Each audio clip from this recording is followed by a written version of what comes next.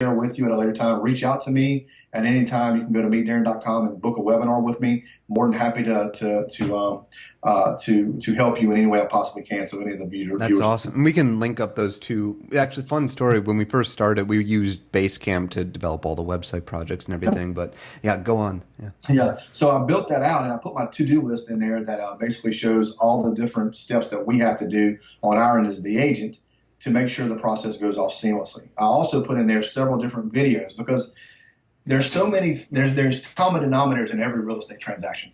Everybody has an accepted offer. You have to Right. have an accepted offer between all parties. Everybody had, for most part, everybody has a home inspection.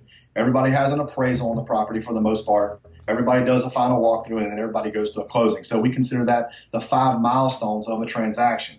Well, I built an infographic, uploaded it to BaseCamp, so whenever we invite the parties to that, now they have access to the infographic, and it gives a little brief detail about what's going on. How many days will it take to get the inspection report back from the inspector? Because that was a common question I kept getting from the clients is, you're working, I mean, sometimes we close, 20 deals in a month, 30 deals in a month, 40 deals in a month, and you're running all that and coming along in the grand scheme of things, and everything starts coming down, all these people texting you and emailing you and all this. This kind of cuts out from some of the questions on the common questions that we've seen over time, kind of like a FAQ type deal that we put together to handle all those questions. So BaseCamp is probably one of my best systems that I utilize in my business on a daily basis. That is awesome. So in terms of the BaseCamp tasks, let's say, just for easy numbers, let's say you have 100 tasks in there. Like a lot of the questions we got on the Facebook group were like, what percentage of this transaction is managed by you, and what percentage do you outsource to your staff or to buyer's agents or people like that?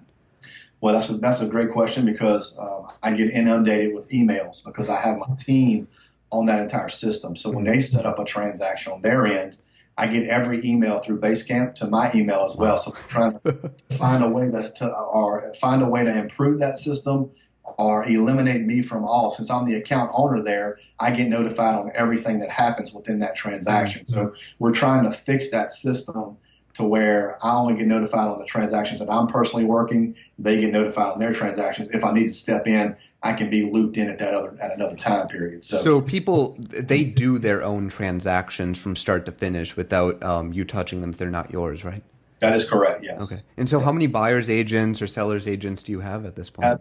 Have 7 right now in the Okay. company, and then I actually run a brokerage as well. So I have people out there who really like don't sell. I have one guy that's a real good friend of mine. His daughter is in the process of or almost ready to buy her own home. And so he wants to represent her on the purchase of her first home. And That's so, awesome. that's one way that he's able to help her. So he got his real estate license to where he can represent her to get her start in life. So it works out well. But I got several people who, don't necessarily do any production. The producing agents that I have roughly fluctuates between 7 and 10 is what the numbers are. So.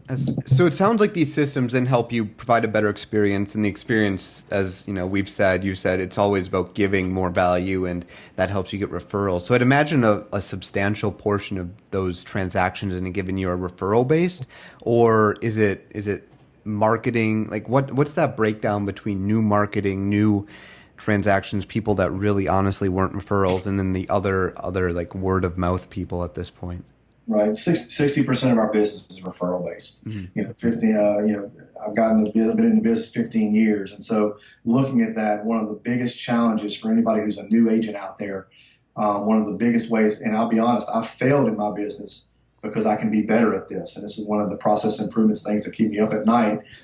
I haven't followed up with my past people the way I should have been following up with my past people.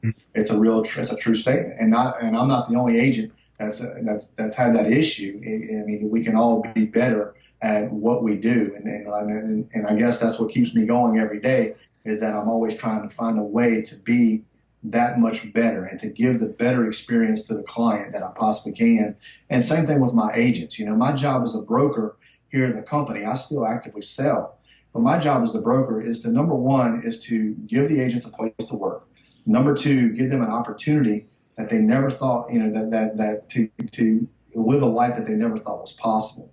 And that's what I try to give them. I try to show them and give them opportunities that, they never thought that they could ever have.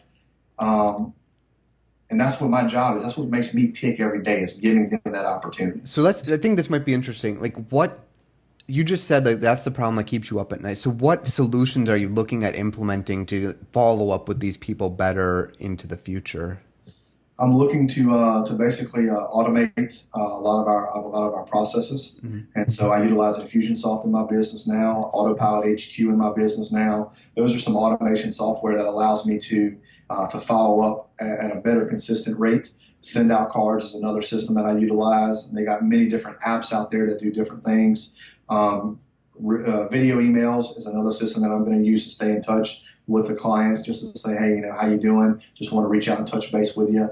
And so that's some of the systems that I'm looking in the future to really improve upon to be able to grow even further. That's awesome. Always iterating and improve. That's what we try to do here and try to inspire people to do. Yeah.